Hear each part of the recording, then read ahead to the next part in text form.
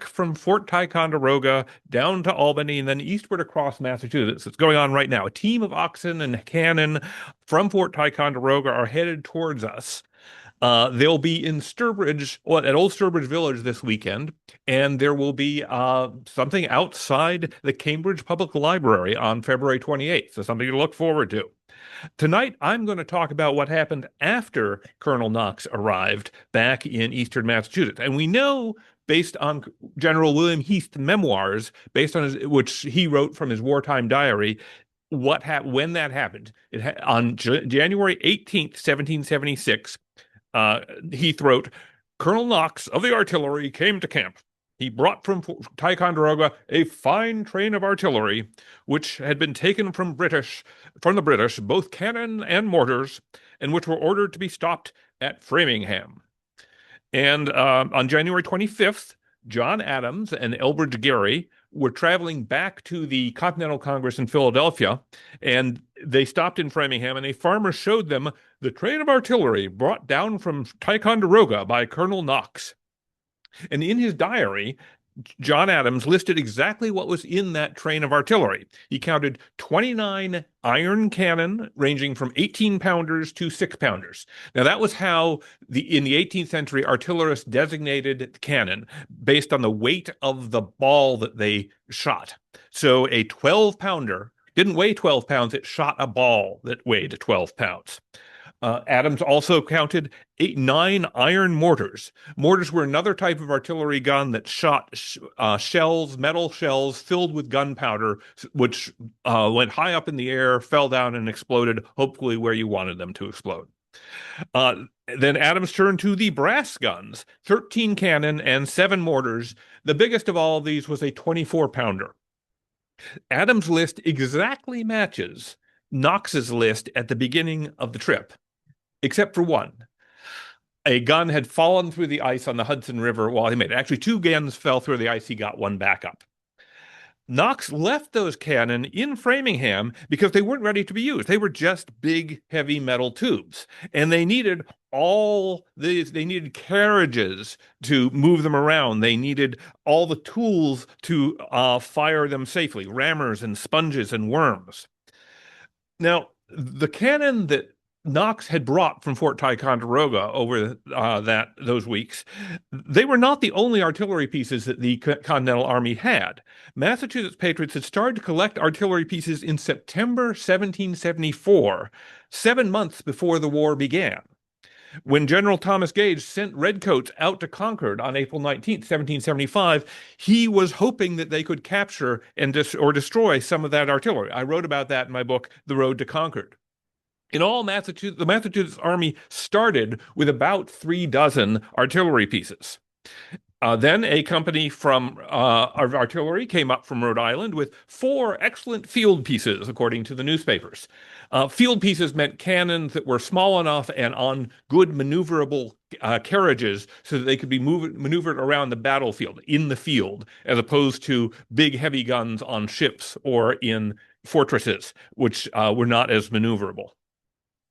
Then in late May, the provincials captured at least 2 small cannon off a Royal Navy schooner that had run aground off Chelsea during a skirmish.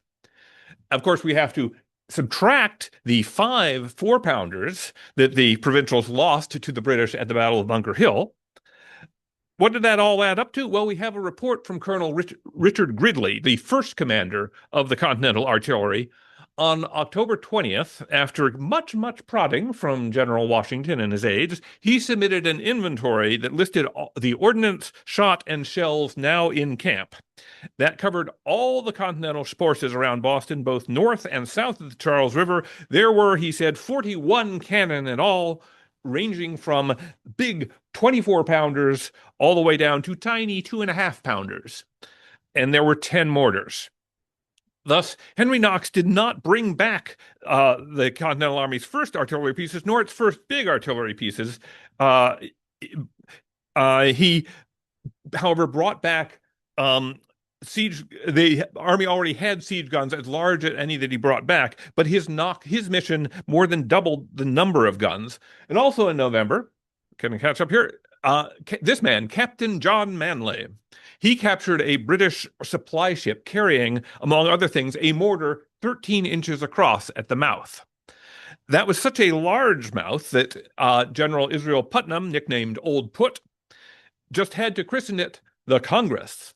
Large mouth, the Congress. And that ship also brought a lot of mortar shells, and more mortar shells were brought up from New York. So the Army had a fair amount of artillery supplies. But there was still the problem of the Army not having enough gunpowder. On January 2nd, the Mustermaster General Stephen Moylan wrote, "Everything thaws here, except Old Put. He is still as hard as ever, crying out for powder, powder, ye gods, give us powder." But gradually, even that supply was building up, and by February 18th, General George Washington reported to the Continental Congress that the Army had about 170 barrels of powder. He still felt that wasn't enough, of course, but the crisis was past. He had enough to do something with. And the question that General Washington faced now was what to do with those guns. In December, the Congress down in Philadelphia had spent a lot of time on that question, debating what to do about Boston, how to approach Boston. By this time, most of the people in the town were either soldiers or attached to the Army in some way or loyalists. There were still a couple thousand civilians, mostly women and children, but most of our friends had gotten out. But there was a lot of property, houses, warehouses, workshops, wharves that could be destroyed in an all-out attack. And the Congress wanted to rescue the Boston from the Redcoats, but did they want to have a smoking ruin?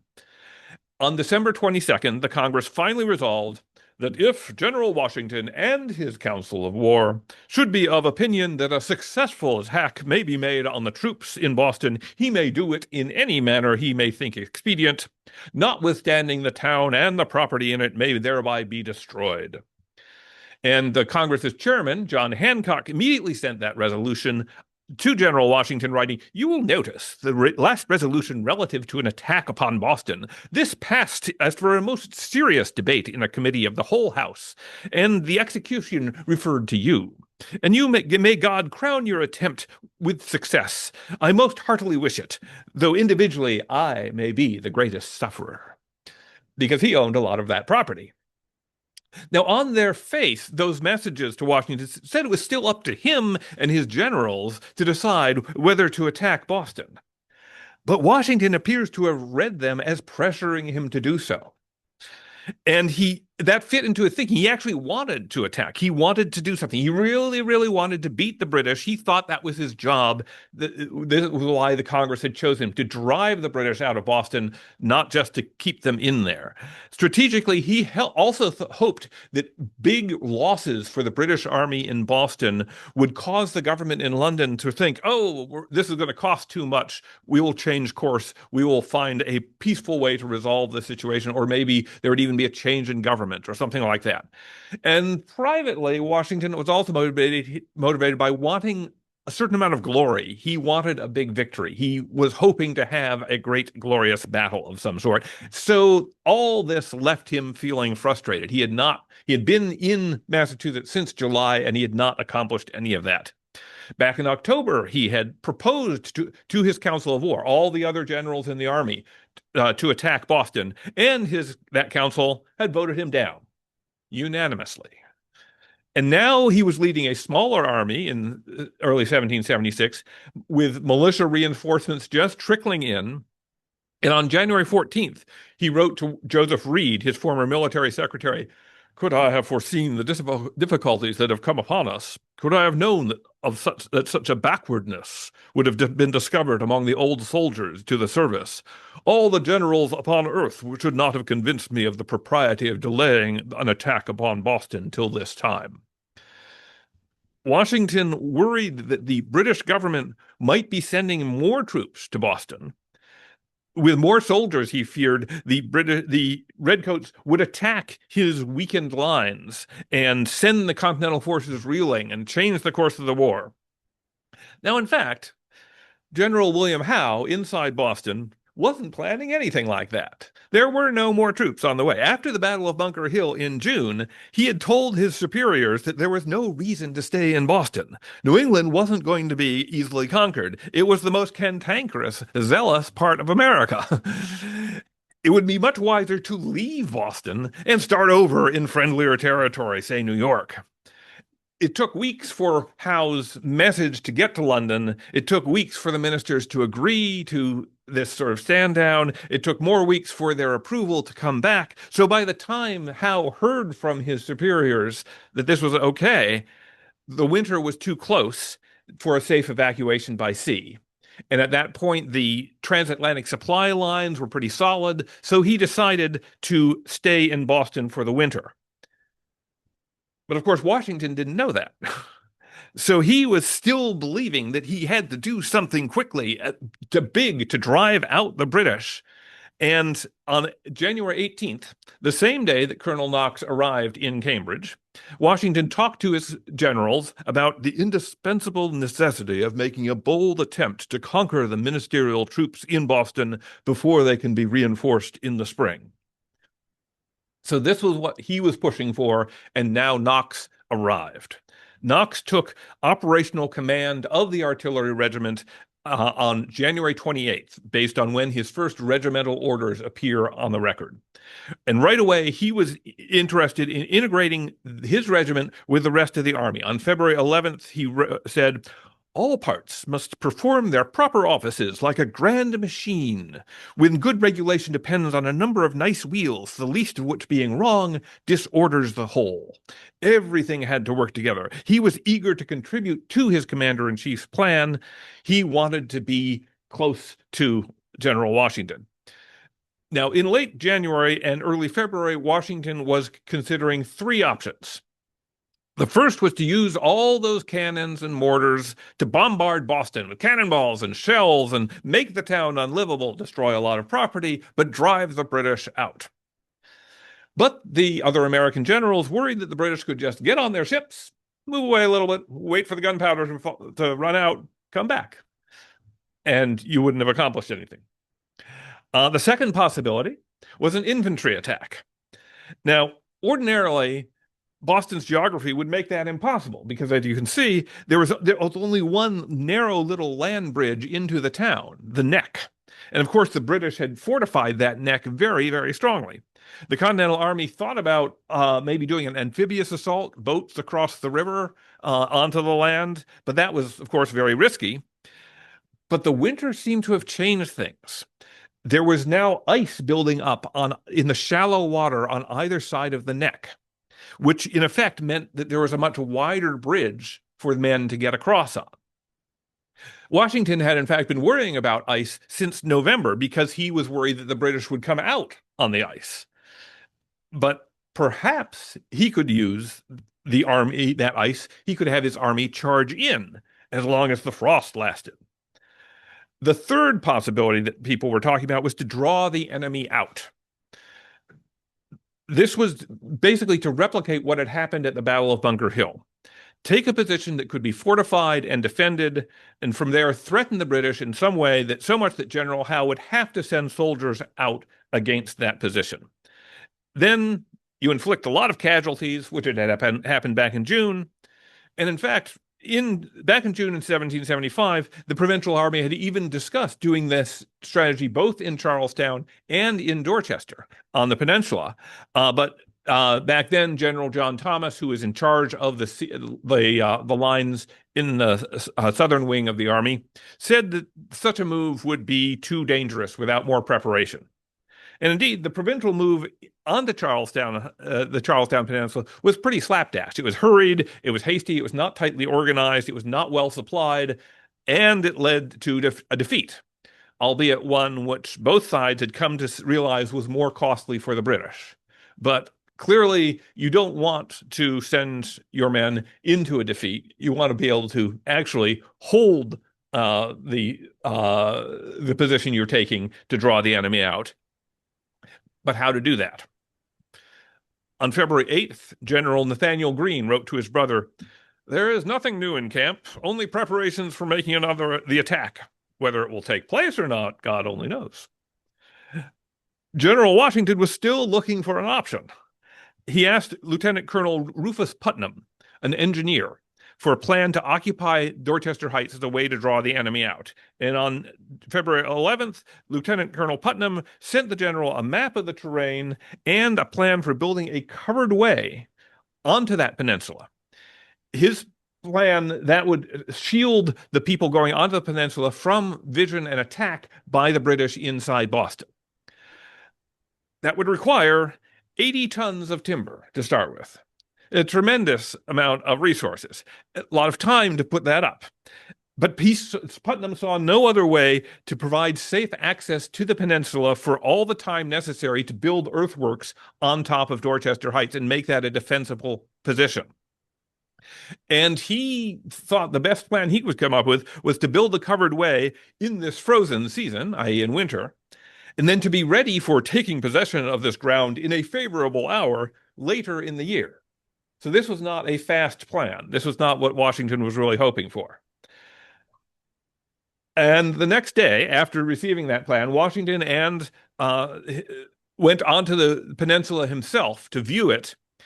He took along 4 of his generals and 3 engineers, Putnam, Colonel Gridley, and Colonel Knox.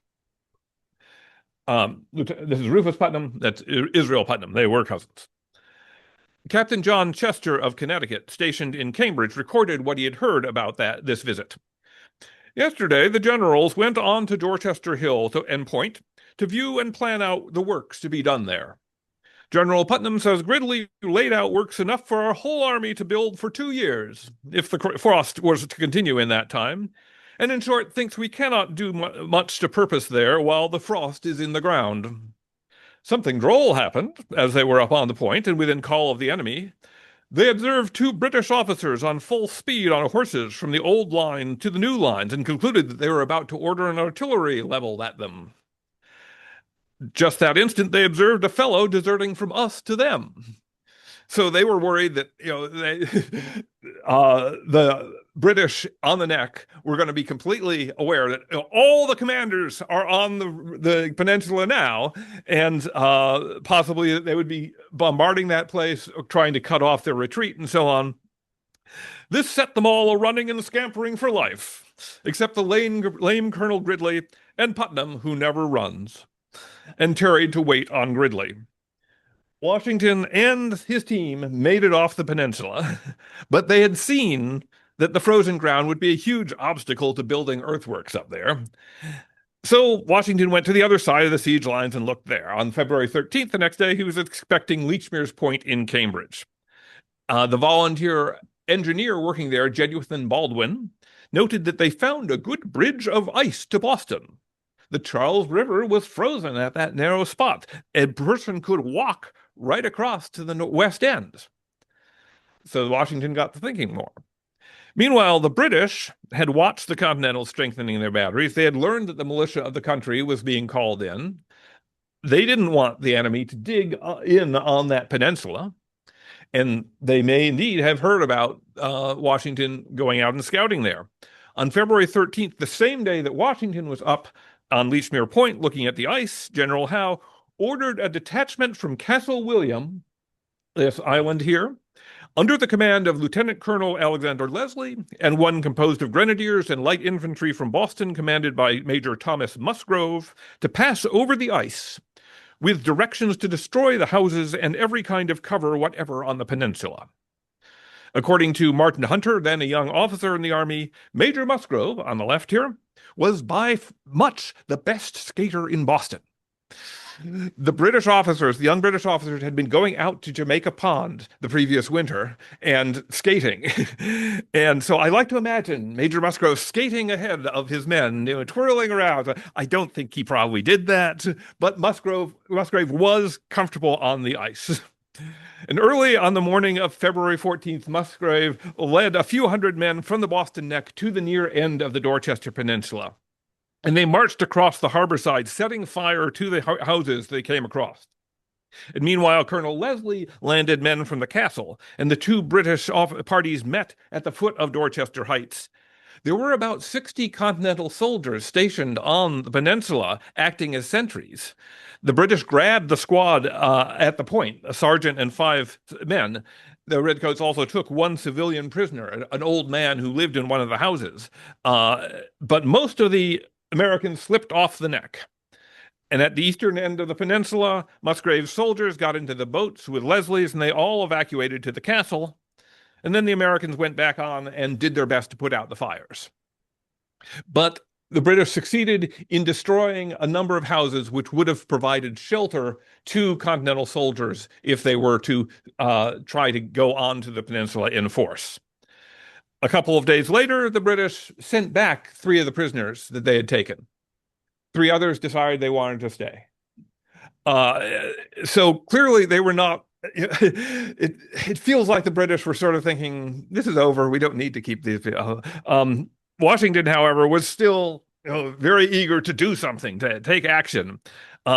This foray, for him, it probably confirmed that the British Army could still be dangerous, that Dorchester was vulnerable, men could be cut off and captured there. And he was still seeing some pretty strong ice from Dorchester Point to the Boston Neck and from Roxbury to the Common. He was still seeing this big, wide ice bridge up along the neck into Boston. General Nathaniel Greene laid out the hopes of the army. Were the bay to be frozen over, I should be glad to see the attempt made. Not that it would be horrible if it succeeded, and still more horrible if it failed. But Greene believed that such a victory would put the finishing stroke to the war. However, he concluded, I have little hopes now of such a happy event, as the weather is greatly moderated, and the scarcity of powder puts it out of our power to attempt anything by cannonading or bombardment. General Washington called another council of war at his Cambridge headquarters on February 16th. Greene was the only general so far in any of the councils of war who had provided even qualified support for any of Washington's attack plans, and he was too sick to attend that day. So it's a tough crowd. Washington laid out his arguments for planning an attack on Boston as soon as possible. The new militia regiments would soon bring in a total Continental force to nearly 17,500 men plus officers. 2, the British strength did not much exceed 5,000 men fit for duty. Well, that estimate was well below what Greene understood, and is below what Washington had previously estimated. So he might have been fudging a bit. Washington continued, the Continental Army did not have enough gunpowder to attack with artillery alone. But fortunately, said, part of Cambridge and Roxbury bays were so frozen as to admit an easier entry into the town of Boston.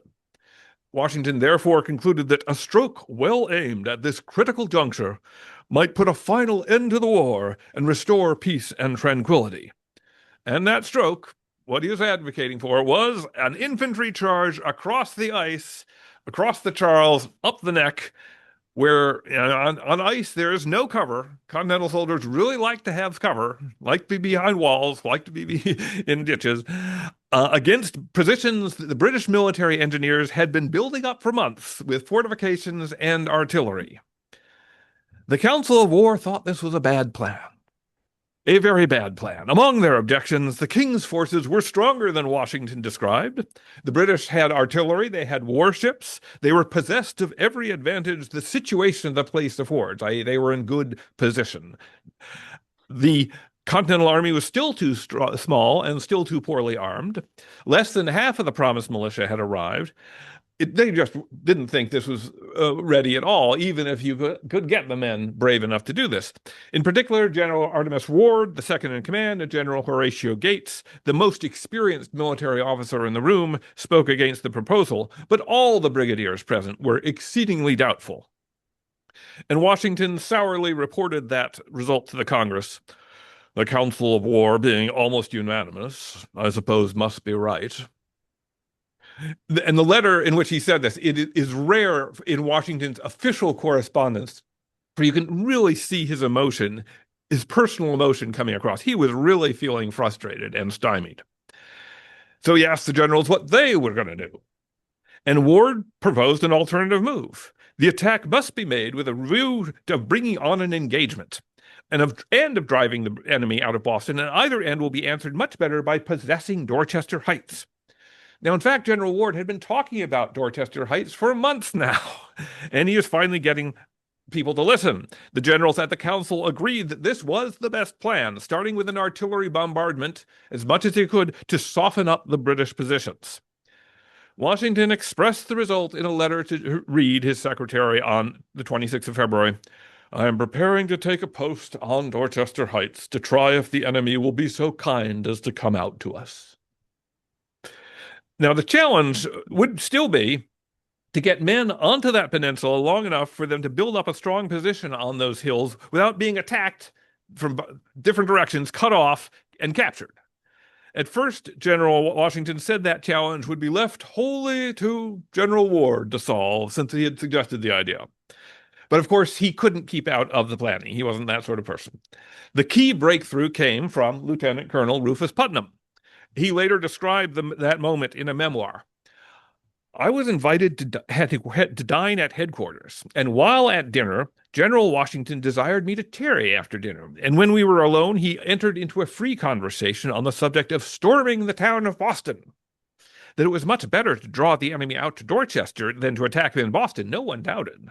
But the cold weather, which had made a bridge of ice for our passage into Boston, had also frozen the earth to such a great depth, especially in the open country such as on the hills of Dorchester Neck, so that it was impossible to make a lodgment there in the usual way. I left headquarters in company with another gentleman, and on our way we came to General Heath. While there, I cast my eye on a book which lay on the table, lettered on the back, Buller's Field Engineer. I immediately requested the general to lend it to me. He denied me. I repeated my request. He again refused, and told me he never lent his books. And after some more excuses on his part, pressing on my part, I obtained the loan of it. The next morning, as soon as an opportunity offered, I took my book from the chest, and looking over the contents, I found the word chandelier. What is that, thought I? It is something I never heard of before, but no sooner did I turn to the page where it described with its use, but I was ready to report a plan for making a lodgment on Dorchester Neck. Now, this is from an earlier book by Muller, The Attack and Defense of Fortified Places, and it offers this illustration of a chandelier, among other siege devices. This simple technology offered a way for the Continental Army to construct a partial fortification out of wood and move those pieces quickly onto the peninsula to be assembled.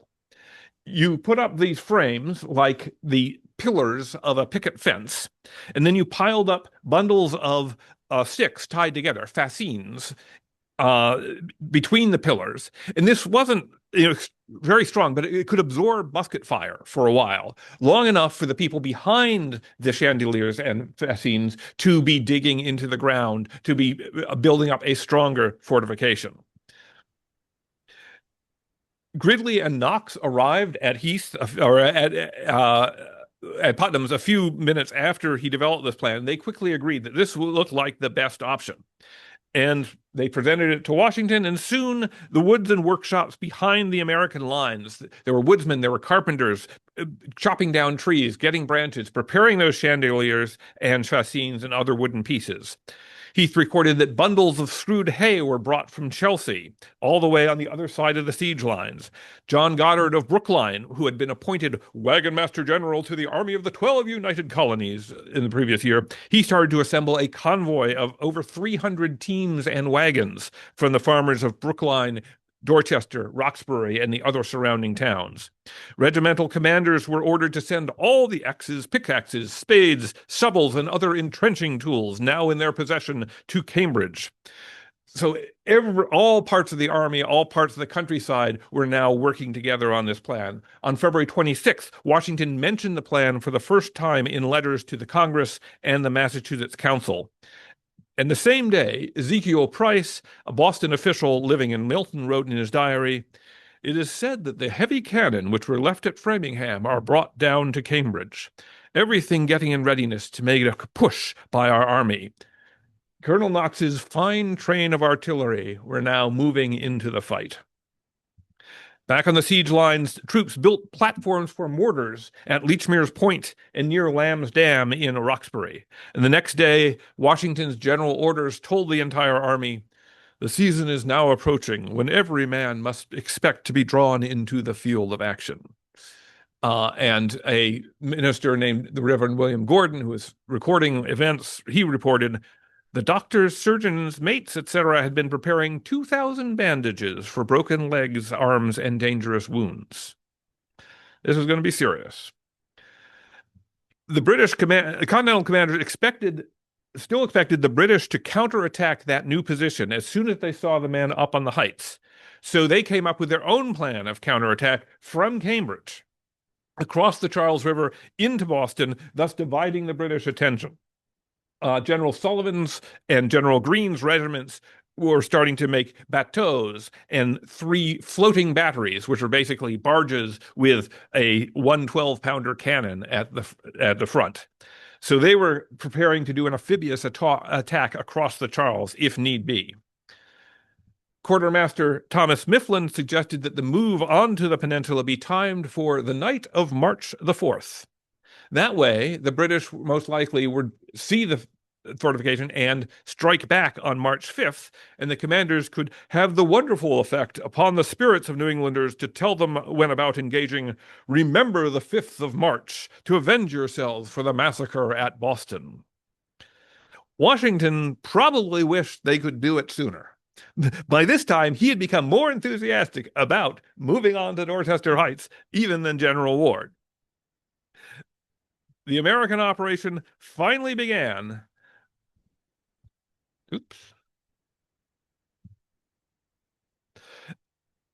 Finally began between 10 and 11 on Saturday night, March 2nd, with an artillery barrage from Cobble Hill, Lechmere's Point, and Lamb's Dam in Roxbury. These were the Continental's 3 most advanced batteries, able to do the most damage on the British positions inside Boston and Charlestown. Now, as it happened, the American artillerists might have done as much damage to themselves. Remember that 13-inch mortar called the Congress?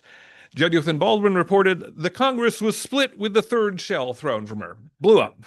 And furthermore, that explosion wounded Lieutenant Colonel David Mason, the 3rd in command of the artillery regiment, putting him out of combat for the rest of the war. In fact, General Heath wrote 3 mortars burst during that firing in early March because they were not properly bedded, said Heath, as the ground was hard frozen. The Continental artillery nonetheless kept up that firing for the next 2 nights. Colonel Knox recorded that on the night of March 4th, the 3 batteries fired 13 shells and over 140 cannonballs into Boston. That was a large amount for the Continental Army, but it was small for the Royal Artillery, which quickly responded with its own guns, firing back. But Knox's cannon weren't really expected to do great damage in Boston. Instead, the noise of the firing and the firing back and all that attention was to conceal the design of the Americans and to divert the enemy's attention on the night of March 4th.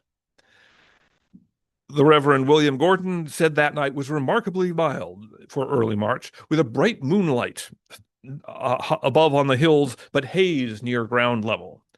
And he, in his history of the war, described the operation in great detail and, for some reason, in the present tense. So he wrote, "The covering party of 800 men lead the way. Then come the carts with the entrenching tools. After them, the main working body of about 1,200 under General Thomas. A train of more than 300 carts loaded with fascines, hay in bundles of 700 or 800 weight, and close the martial procession." Etc., and closed the martial procession. Joseph Goddard, who was a 14-year-old son of the wagon master, later told neighbors about how he drove teams onto the peninsula 2 or 3 trips, and lest some incautious crack of a whip might betray them and let the British know something was going on if they heard it over the water, the oxen were urged on with goads, with sticks, so that they would be quiet. And the first set of men carrying those bundles of hay, they laid them beside the road on the side facing Boston so that they would be hiding the sight and sound of these wagons moving by. And the advance guard reached the peninsula at about 8 o'clock. And about 400 men went to the point nearest to Boston, and another 400 men went to the point near the castle. And these groups were assigned to keep watch on the British outposts and give a warning if the operation had been spotted and hamper any amphibious landings from those areas. Behind the first line of carts dropping hay and the advance guard came General John Thomas and most of his picked men. He led this column of 1,200 east toward the Twin Hills. And with him came the engineers, Thomas told his wife, some pieces of artillery, and 2 companies of the train, the artillery regiment. An artillerist named Solomon Nash stated in his journal, "We carried 6 12-pounders onto Dorchester Heights." Now, back in October, Colonel Gridley had counted only 2 12-pounders in the entire army. So at least 4 of those guns, and possibly all 6 of those guns going up onto Dorchester Heights, were guns that Knox had brought all the way from Fort Ticonderoga. We can say that for sure. On the hills, the soldiers unloaded the chandeliers, placed them as directed, piled the fascines between their uprights. According to Gordon, by 10 o'clock at night, the troops have raised 2 forts, one upon each hill, sufficient to defend them from small arms and grape shot. And then, as General Gates later wrote, they began to break ground to thicken their defenses against the enemy's cannon. So they were digging into the hard ground to raise earthworks. Naturally, all that hard work tired the men, but fresh soldiers came onto the peninsula about 4 o'clock in the morning. Now, back in June, at the Battle of Bunker Hill, the same soldiers who had spent hours digging the redoubt on Breed's Hill were the only ones there to defend it. The Americans had learned not to do that again. So they were moving more people on. Along with the relief troops in the early morning of the March 5th, there was another notable arrival just before daybreak, the commander-in-chief himself. According to Gordon, Washington spoke to the men, "Remember, it is the 5th of March, and avenge the death of your brethren." There was also an unauthorized addition to the force, General Thomas's 10-year-old son. At the end of a letter to his wife, the brigadier added, "Your son, John, is well and in high spirits. He ran away from a family slave privately on Tuesday morning and got by the sentries and came to me on Dorchester, where he has been mostly since." By daylight, Thomas assured his wife, "We got the 2 hills defensible." So he felt safe with his son. British artillery fire on other positions in other parts of the siege lines killed 2 Americans that night, but there were no casualties on the peninsula. And the last set of wagons brought on frames for barracks to be assembled on the Dorchester Hills, enough for 600 soldiers to be there overnight. So the Continental Army was preparing to hold that ground. General William Howe got his first look at the assembled works when the haze cleared early after dawn on March 5th. He later told the superior in London that the overnight fortification must have been the employment of at least 12,000 men. General Thomas reported, "The cannonading, which has been kept up all night, now ceased in these quarters, and the enemy turned their fire towards us in the hills, but they soon found that it was to little effect." General John Sullivan wrote, "They endeavored to elevate their cannon so as to breach our works by sinking the hinder wheels of the cannon into the earth. But after unsuccessful fire for about 2 hours, they grew weary of it and desisted." Now, General Howe and Admiral Molyneux Schuldum knew that the cannon on Dorchester Heights could now hit ships in the shipping channel, the deep channel that went in and out of Boston Harbor, the crucial shipping line. That was the vital supply line for the British. That was also their retreat line. Howe could not leave cannon up there unanswered. He had to respond in some way. So he ordered his redcoats to prepare for an attack. And on the American side, more reinforcements were sent onto Dorchester Peninsula on March 5th, 2,000 men. Sullivan and Greene were still waiting with 4,000 more men in Cambridge, ready to launch their counterattack across the river. About 10 o'clock at night, General Thomas spotted large bodies of troops embarking in boats with their artillery from the wharves of Boston Harbor, and several of the ships came down near the castle, but they remained in that situation that night. Like the Americans, the British commanders evidently thought they had their best chance of landing at night. So they didn't immediately attack. One division was to move from the castle, another from the town. But that day, a storm had arrived, and it got worse at night. And General Heath wrote, about midnight, a wind blew almost a hurricane from the south. And some British troops were actually blown onto Governor's Island. So Howe decided to cancel the assault. Instead, he gave the troops, all his troops, and all the loyalists orders to be ready to prepare to leave Boston. On March 8th, 3 loyalists came out of Boston under a flag of truce. They handed Colonel Ebenezer Leonard at the lines a note signed by 4 Boston selectmen reporting, His Excellency General Howe is determined to leave the town with the troops under his command. So the selectmen said they had been told Howe has no intention of destroying the town, burning it on his way out, unless the troops under his command are molested during their embarkation or at their departure. Washington sent back a letter through Colonel Leonard, as it was an unauthenticated paper, without an address, and not obligatory on General Howe. He would take no notice of it. As Washington noted, Howe had not put any promises in writing. In fact, he had even avoided directly addressing General Washington because to do so would be to acknowledge General Washington as a general and not an outlaw. Even so, by sending back the reply through Leonard was able to assure the loyalists and the British officials that they went back to that Washington had seen the message closely enough to see how it was addressed and what it said.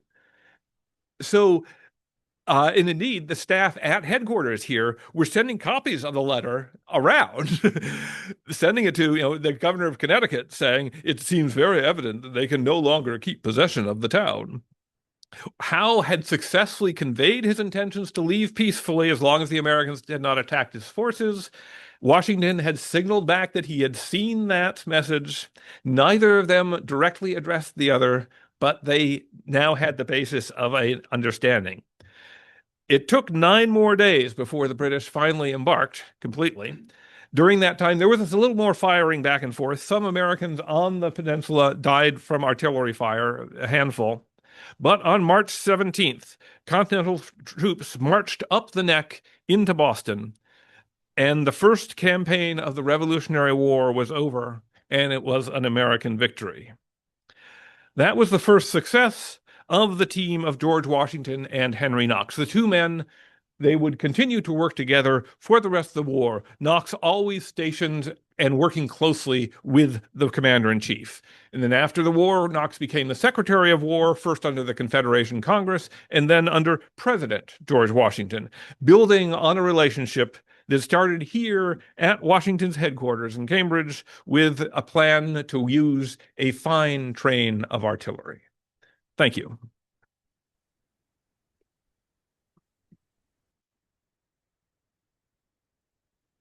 Now, I'm happy to answer questions or comments. I know that the history of Henry Knox and his trek and the Dorchester Heights, they're one of the most popular stories of the first year of the American Revolutionary War because it has a good beginning, middle, and end climax, and it, of course, works out well for the Americans. So we like to tell that story. There are picture books there, and as I said at the beginning, they are now reenacting part of that, and we will have a celebration eventually in March on Dorchester Heights, which has been reopened by the National Park Service. So it is something that we are really celebrating on this 250th. Any questions about what I've talked about? Yes, in the back, ma'am. What do you think would have happened if there hadn't been a storm? What would have happened if there hadn't been a storm blowing away Howe's ships? I think that it would have been fairly difficult, in fact, for the British to take that area and the heights. And at Bunker Hill, they lost a lot of men, and it would have and before the provincials ran out of powder. This time around, it looks like the Continental Army was much better prepared and would not have had the same problems with resupply. However, in a battle, you can never tell what's going to happen. Howe later said that he had only he really didn't. He realized, he said he had ordered this counterattack for the honor of the men, but it was really for his honor. He didn't want to just leave. But after he realized what was going on, the storm gave him breathing room to think, oh, wait a minute, I wanted to leave anyway. And so he just got on the ships. So I don't think it would have thrown things into chaos. It might have gone the wrong way, but he would have eventually left anyway. Yes, sir. How big was the Continental Army, and were militias constantly coming and going? How big was the Continental Army, and were militias coming and going? At this time there were between 5,000 and 10,000 men in the Continental Army in Boston, signed up to serve for the rest of the year.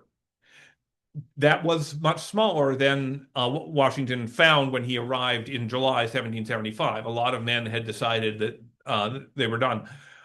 However, he, in December and early January, had managed to convince Massachusetts and Connecticut and New Hampshire to call up some militia troops on a short-term basis, 3 months or so, because this was an emergency. And so there were another 10,000 militia men. And I mean, the militia, the New England militia was actually quite strong when it came to defending their own territory. And a lot of the troops involved in this operation were militia, or they were in support. So they really did contribute a great deal. But you can see immediately after the British started to leave, Washington began to dismiss the militia because the crisis had passed. And as time went on, more people enlisted, so that by the time the war came to New York, it was higher. The total number was higher. And had a lot of these guys been here since Lexington and Concord? A lot of the Continental soldiers had started at Lexington and Concord, then enlisted in their colony armies, Massachusetts, Rhode Island, Connecticut, or New Hampshire, in the weeks after that. Then that combined army of New England was adopted by the Continental Congress. Congress said, okay, we're now the Continental Army, and we'll pay for you, so you'll be getting paper money from the Continental Congress rather than paper money from your colony. So much better. So that was the basis of the Continental Army. So it really was 99% people who had come out on April 19th and had simply stuck around because they didn't think the job was done. Yes, sir. Do we know if General Howe ever learned of the artillery that Knox was dragging from Ticonderoga, or did they do this whole thing without sort of being found out? And I guess, do we know where in Framingham the cannons were for a month or so? Okay. Second question first. Do we know where in Framingham the cannons were? I have been out to Framingham. I've spoken about Knox there, and locals have come up to me and say, well, it's just down the other road. I have no idea what they're talking about.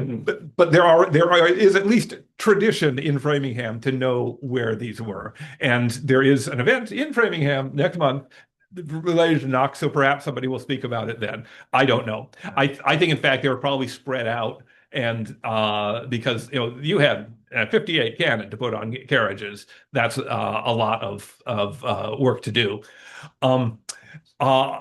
Did Howe ever learn about these cannon? I don't think there's record of him doing so. I think that he was, by that point, there was very little interaction between Boston and the rest of the of Massachusetts. He didn't have good intelligence out there, and I don't think he really felt that he needed it. I mean, I think that was not his priority. So I think that, he was clearly definitely surprised by the sudden appearance of this fortification. He was not, I don't think, surprised that there were cannon involved. Yes, sir. So first of all, how did Knox get all of this stuff? How did Knox get the cannon? Came from Ticonderoga. Did he wage a battle to acquire, you know? All right. gotta be- The Fort Ticonderoga story starts with starts from this point of view. We'll start here at in Cambridge. A Connecticut Connecticut colonel came to the Massachusetts government and said, we should go quickly up to Fort Ticonderoga on Lake Champlain because they probably haven't heard what's happening here in Massachusetts and grab that position, and we might be able to get some guns from there and bring them back here. Wouldn't you like that? And the Massachusetts Committee of Safety said, yes, that sounds great, Colonel Benedict Arnold. And so Benedict Arnold, with orders from Dr. Benjamin Church, who was the other arch traitor of the Revolutionary War, hurried up to Fort Ticonderoga, trying to recruit men along the way. Meanwhile, the same idea had occurred to Ethan Allen and the Green Mountain Boys. And so as fast as Benedict Arnold went, he was trying to get there fast. He actually wasn't able to bring anybody along. So it was just him and these 40 guys or something from the Green Mountain Boys. So Ethan Allen really was the force that the locals from what is now Vermont bursting in on the fort, which indeed had not heard of what was going on. So they were completely taken by surprise. Then over the next few weeks, Allen, Seth Warner, his second in command, and Arnold sort of traded off, taking more and more British positions moving up into Canada, until Ethan Allen was captured and became a prisoner of war. Then a few months later, the Continental Congress decided, okay, we will invade Canada because they want us. They want to become the 14th state.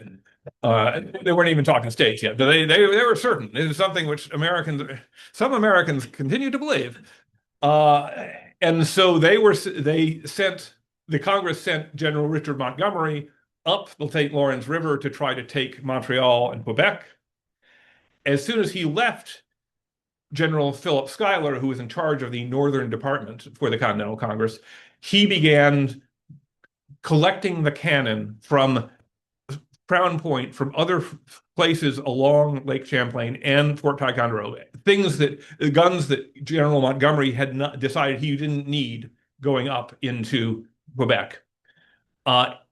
General Schuyler brought it all down to Fort Ticonderoga. So when Knox came out there with orders from George Washington to collect those guns, finally, based on this plan that had been talked about way back in May with Benedict Arnold, General Schuyler had dozens and dozens of guns lined up for him in Fort Ticonderoga for him to choose.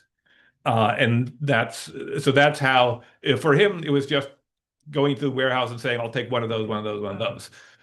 There was no fighting involved for him. Meanwhile, at the same time, General Montgomery was having his head shot off outside Quebec. Yes, sir. Yeah, since Washington was staying here and there were no bridges back then, how long, do you have any sense of how long it would have taken him to get from here over to Dorchester Heights? Oh, interesting question. Now, there was a bridge across the Charles River where the Anderson Memorial Bridge is now, the same spot. So that was the route across the river and down to Dorchester Heights. So it would have taken him a couple of hours to get there.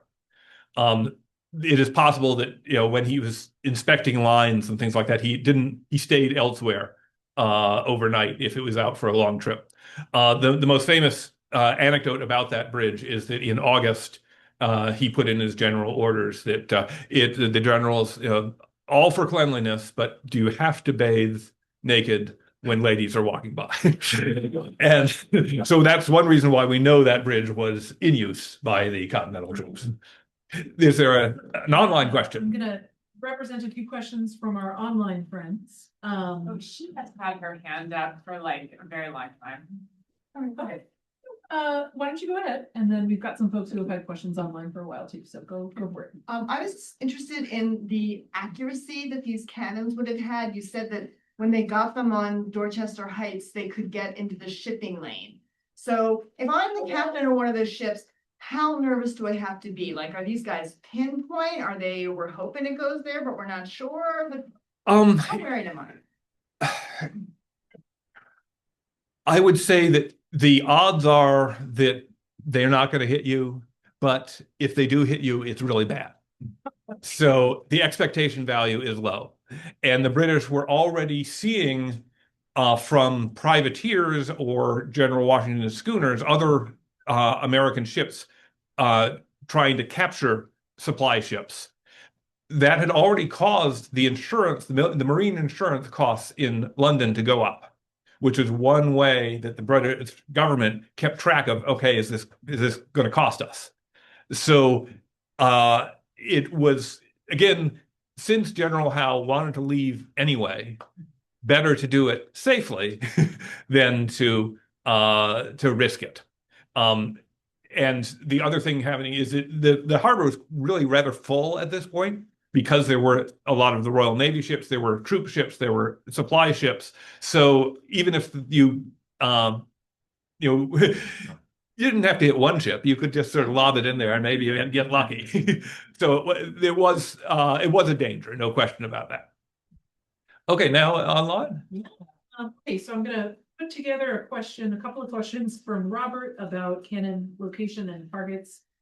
He says you mentioned 3 locations, Dorchester Heights, Leechmere, and one other question mark.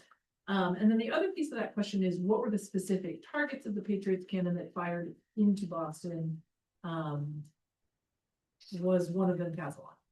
Was one of them Castle Island? Castle Island? Okay. The 3 forward positions were Cobble Hill, which was sort of opposite Bunkers Hill, in what was then West Charlestown, now Somerville. Lamb's Dam in Roxbury, and Leechmere Point here in Cambridge. And then they added the Dorchester Heights position. And there were some other places where they had cannon as well, but those are the main ones. They mostly fired, I think, at the British camps or their forward positions, like on the neck, if they could. Yes, they tried to fire into the castle, but that wasn't terribly successful. The castle, after all, is a well-fortified place to begin with. There was, up until one of the big churches in Boston, the Brattle Street Church, actually had a cannonball embedded in its walls during this time, and it was still standing in the late 1800s. So the Continental artillery could get pretty far into town. There are some mentions of British soldiers being hurt or killed by cannon fire. But really, honestly, there wasn't a whole lot of damage being done that way. The noise was, as it turned out, the bigger effect. Thank you. I'm gonna do one more from Connie online, which is, do you know the name of General Thomas's enslaved man who was serving with him at the time? Thanks for the great talk. The enslaved man, he might have been named Oakley. That's one way to read that bit of the letter. So I'm happy to put out his possible name there. I wish I knew more about him. I can say that, the little boy, John Thomas Jr., he survived and went on to a happy life as a Massachusetts gentleman. Mm-hmm. Any other? Yes, in the back here. I loved your use of the maps in the talk. It's very effective.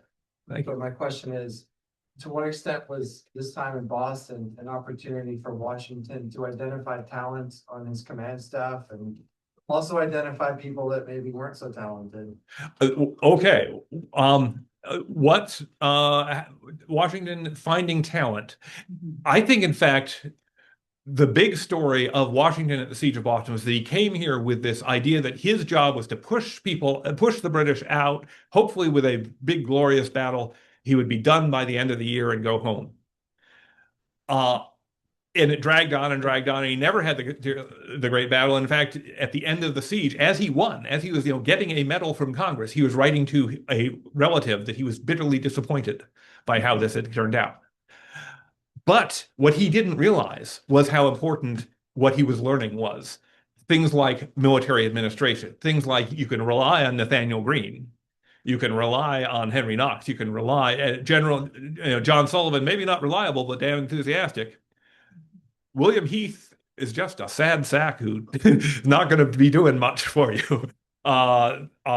He was able to indeed figure out talents. And so at the end of the siege, he wrote a letter to Charles Lee, who had been his third in command and was at that point a very enthusiastic subordinate. And he wrote, can you believe that what General Ward is doing? He said he's going to have to retire. You can believe what and he sort of lists people, including Heath and including a man named Joseph Fry, as basically worthless as generals. It was a little awkward when, after General Charles Lee's death, his correspondence was published, including this letter. And so there is a moment in the 1790s when President Washington is visited by a new congressman from Massachusetts, Artemus Ward, who says, is this true? And they have some sort of private hashing out of this. But Ward is one of the few people who really laid into Washington. Because, yes, Ward was ready to retire. He was feeling ill at this time, but he remained in the service and he continued to do some good work as he could. And he actually, despite his illness, outlived Washington. So Washington did find good talent. He found also some favorites, and he found what he needed to do to run an army. What he needed in aids, what he needed in logistics, what he needed in a medical corps, and things like that. And that was what he could benefit from, not having to do battles, not having to rush around the countryside. Everything that frustrated him, actually, I think, was to his advantage and to the Continental Army's advantage in the long run. Any other questions? George? John, whatever happened to Knox's bookstore? Did he ever return to Boston? Did he ever, whatever happened to that? He did. Henry Knox had a bookstore called the London Bookstore in the center of town.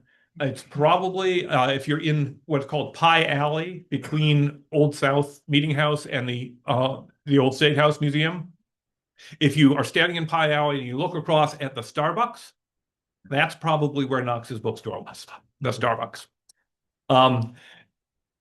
He went back with his younger brother, William, who had actually gone all the way out to Fort Ticonderoga and back with him. And they looked at the inventory and it was in bad shape. And so he never reopened the bookstore. Now, he had already told his main creditors in London in 1774, as the crisis hooked up, I'm not going to be able to pay you. Sorry. And so I'm not really sure he was in business at all. But he did not reopen the bookstore. He never went back to bookselling as a profession. Instead, he shortly before the war, he had married a very wealthy, a woman from a very wealthy loyalist family. And after the war, he managed to maneuver and call in ships and do a lot of things to get most of the property that had been confiscated from her family back to her and thus to him. And he became this immensely, he became a landlord in Maine for the rest of his life. And that's why there was a big house up in Maine, which is where he lived. Never went back to bookselling. Yeah.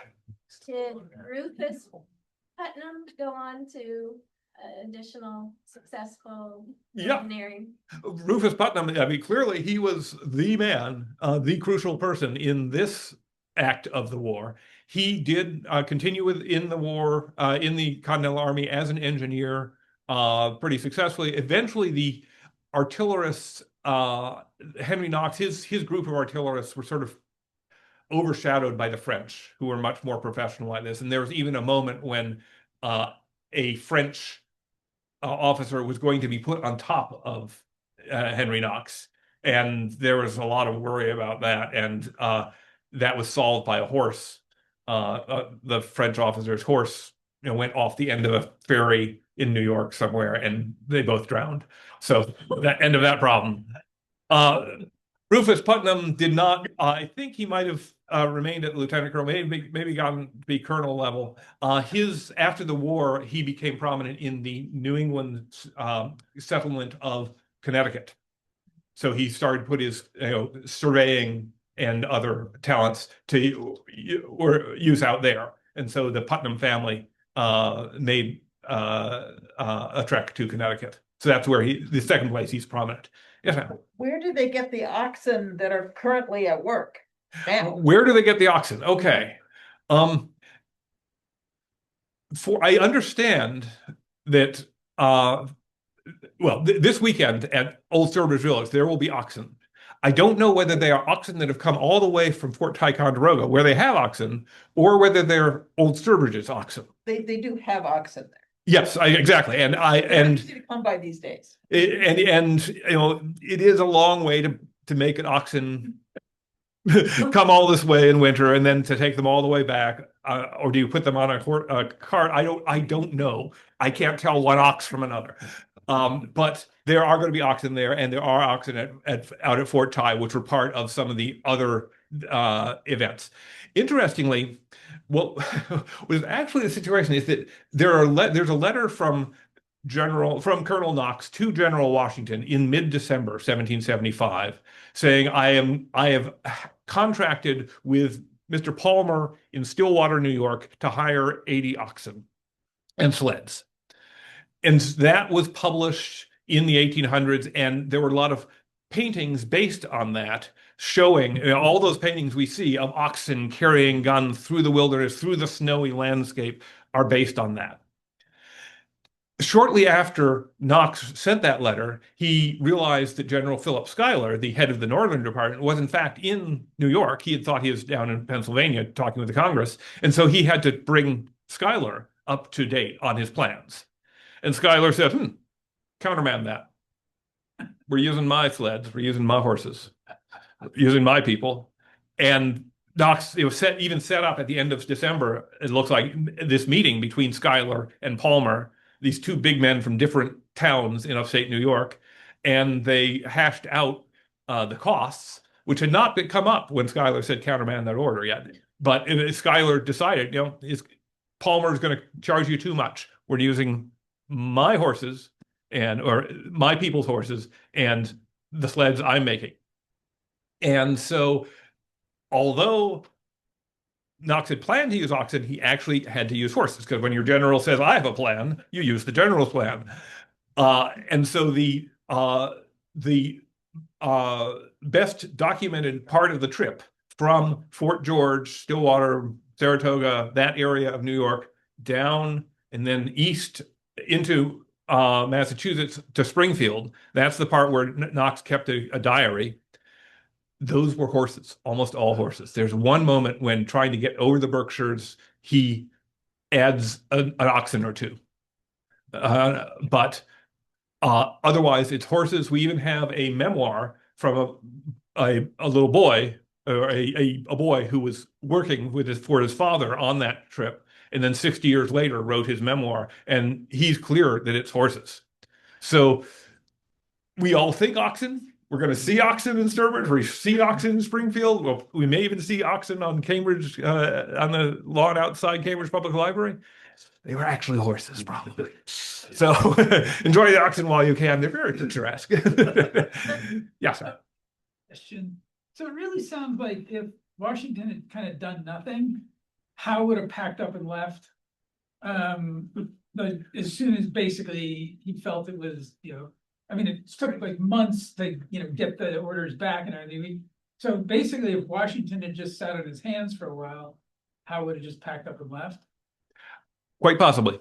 Yes. We think of, we like to have a narrative which involves a person, especially a hero like Washington, somebody on our side, doing something and causing the results. And we like to have this, rising action up to the climax, as I've been able to tell in this story of going onto the hill.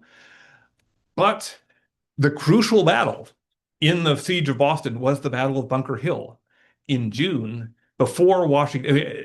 It was Washington had that day, Washington was in Philadelphia accepting the job of being commander in chief. He had no influence over what had happened on Bunker Hill, but it was Bunker Hill that caused Gage and Howe and the British government to decide these people are crazy.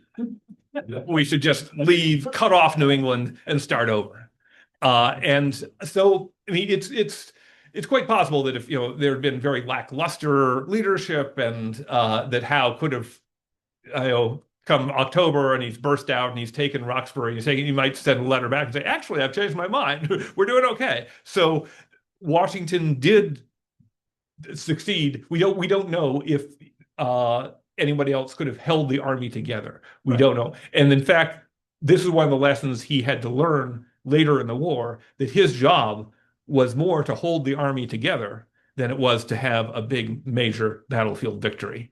And that's eventually the strategy that helped him win when he basically, had a track record of 3-9-1 in terms of battlefield victories. But that was enough to get into the playoffs. And he won that crucial victory at Yorktown. Do you want to share the link of the reenactment? This gentleman says that there is a man named Jonathan Barkin who is documented the reenactment. Okay, I don't know how to share this with folks who have registered, so I'll send a follow-up email. That sounds like a good idea, because this is a 9-digit number that I'm going to give. But one of the great things about the 76 bicentennial is that there was a reenactment with oxen of bringing guns all the way down from Fort Ticonderoga to I don't know if it ended in Cambridge, but traditionally if you look at those roadside monuments, they go all the way here with the idea that somehow all the cannon were lined up on the lawn out here, which is not how it happened, but symbolically that's how it happened. And there is a slideshow documenting this 1976 reenactment, which of course is very picturesque with oxen, which I guess is available online. And Emily said she'll send the link to everybody who. I'm gonna send everybody so many links. Okay, is there any other question or? All right, thank you all very much. Happy Sister Centennial. Get my note to get my email, so I can forward, what I'll do is I'll simply forward.